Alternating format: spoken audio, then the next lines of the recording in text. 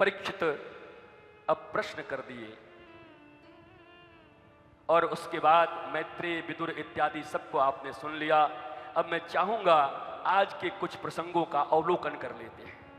बहुत नियम से कथा करना तो कठिन है, समय इतने ही समय में आपको सब कुछ सुना देना है। अब भगवत कृपा से हमने प्रायः जितनी चीजें जाननी चाहिए वो हम समझ गए कि भागवत आई कहाँ से, भागवत बांटने वाले कौन हैं और भागवत का रस पीने वाले कौन हैं। अब ये बात पता चल गया। अब भागवत जी में है क्या क्या। भगवत माने भगवान, भागवत माने भक्त।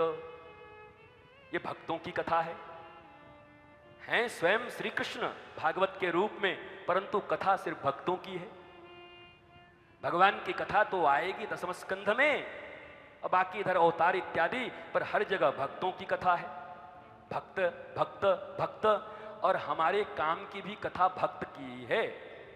जब हम ये सब सुनेंगे कि उल्टा नाम जपत जग जाना, वाल्मीकि भय ब्रह्म समाना, तब हमारा विश्वास बढ़ेगा कि भले ही हमको बहुत बढ़िया बोलने आए ना आए, हम मरा मरा भी करेंगे तब भी वाल्मीकि बन सकते हैं।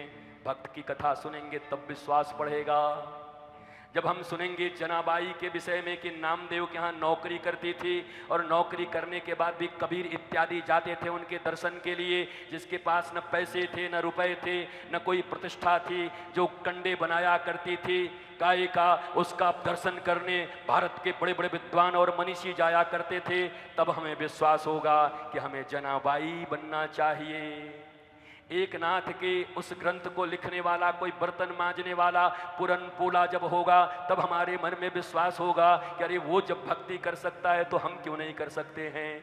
जब हमारे जीवन में ये बात आएगी कि सबरी जैसी भीलनी जो अपने गुरु मतंग की भक्ति करके एक दिन राम को अपने दरवाजे पर बुलाने में समर्थ हो सकती है, तो हम भी अपने गुरु की सेवा करके क्यों नहीं भगवान राम और श्याम को अपने द्वार पर बुला सकते हैं। एक दिन जब हमें ये पता चल जाएगा कि सहजों के द्वार पर कन्हैया और गुरु दोनों खड़े हैं, उसके बाद भी गुरु को अपने आसन पर बिठा करके कह दिया कि मैं राम तजूं पर गुरु न बिसारूं, तो हमारे मन में भी विश्वास हो सकता है कि गुरुदेव के साथ साथ कृष्ण भी हमारे द्वार पर आ सकते हैं। जब हमें ये पता चलेगा कि सदन कसाई मांस बेचने के बाद भी भगवान का परम भक्त बन सकता है, तो हमको लगेगा हम तो धनिया मिर्चा ही बेच रहे हैं, तो हम क्यों नहीं भगवान को बुला सकते हैं जब मांस बेचने वाला बुला सकता है। भागवत का अर्थ यही है, जहां भक्तों की कथा है तुम्हारे मन के अंदर में यह विश्वास होगा कि हमारे भीतर में जितनी भी तकलीफें हो, जितना भी कष्ट हो, जितने भी दुख हो, अगर इन भक्तों के दूर हो सकते हैं तो गोविंद और गुरु की कृपा से हमारी भी दूर हो सकती है। तब हम भागवत की तरफ ध्यान देंगे।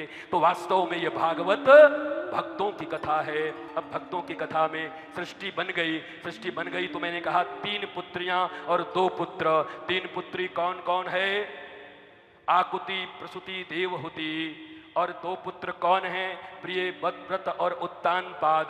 बाकी 2 की तो बात मैं नहीं सुनाऊंगा। देवहूति करदम की बात मैंने आपको सुना दी। विवाह के लिए आ गए, लेकिन करदम टक टक होकर के देवहूति को देखे जा रहे थे। मनु और शत्रुपा थोड़े अनकॉन्शियस हो रहे थे, अरे ये कैसा ऋषि है, हमारी पुत्री को ऐसे क्यों देख रहा है? हमने तो सुना था ऋषि हैं, वासना रहित हैं, ये तो लगातार टकटकी हमारी पुत्री की तरफ लगाए हुए हैं। जब लगातार देखने लगे, थोड़ा सा उनको क्षोभ हुआ। उन्होंने पूछा ऐसे क्या देखते हैं? अरे माता पिता यहाँ बैठे हैं, पुत्री की तरफ ऐसे निगाह उठा के बैठे हुए हैं। करदम जी ने कहा मैं तो भाई सम्मान दे रहा हूँ ब्रह्मा जी को कि वारे भैया ब्रह्मा, अद्भुत आप भी हो, कैनवास एक ही जैसा है, पर ऐसे ऐसे स्वरूप बना दिए हैं। इतने सुंदर नासिका लगा दी, इतना सुंदर कर्ण लगा दिया, इतने सुंदर अक्ष लगा दिए, इतनी सुंदरता दे दी। मैं यही देख रहा हूँ कि देवहूति इतना सुंदर है तो राधा रानी कितनी सुंदर होगी, जिसकी रचना इतनी सुंदर वो कितना सुंदर होगी। योग से भोग से योग की तरफ दृष्टि चली गई। और वास्तव में धर्म का सिद्धांत भी यही है, चारों तरफ भोग का बोलबाला है, चारों तरफ भोग ही भोग है। लेकिन अगर उन्हीं भोगों के बीच में से हम तुम्हें चाहते हैं ऐसे, मरने वाला कोई चाहता हो जिंदगी जैसे, इस गाने को सुन के भी अगर कन्हैया याद आ जाएं तो इसी को कहते हैं भोग से योग की यात्रा हो गई। सुंदरता देखना मना नहीं है, पर ये गाना याद रखना जरूरी है, जिसकी रचना इतनी सुंदर, हरिहरन वो कितना, मत गाना भैया, सुंदर होगा। वन मैन इंडस्ट्री है इधर, 1 to 10 अमिताभ बच्चन, बाद में विनोद खन्ना, ऋषि कपूर, शशि कपूर, अकेले ही काफी हैं हम 3-4 घंटे के लिए महाराज। देख लेंगे बाद में जो होगा, बाद में आप लोग बोलते रहेंगे। दिव्याति दिव्य भाव से, सुंदर भाव से भगवान की यह कथा आगे बढ़ती है। देवहूति का विवाह करदम के साथ होता है। देवहूति सेवा की प्रतीक हैं, करदम तपस्या के प्रतीक हैं। सेवा, तपस्वी का सेवा जब जीवन में हो तो भगवंत का आगमन घर में होता है। कोई सेवा जब तपस्वी का, तपस्या का करे, तपस्वी का मत करो, तपस्या का तो करो।